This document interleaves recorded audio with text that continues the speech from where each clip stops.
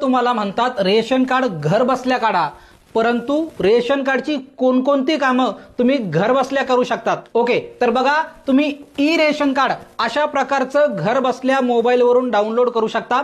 जर तुमच्याकडचं हे पिवळं, केशरी किंवा पांढरं कुठलंही रेशन कार्ड हरवलं असेल, खराब झालं असेल किंवा वेळेवर सापडत नसेल, तर तुम्ही हे ई रेशन कार्ड डाउनलोड करू शकता.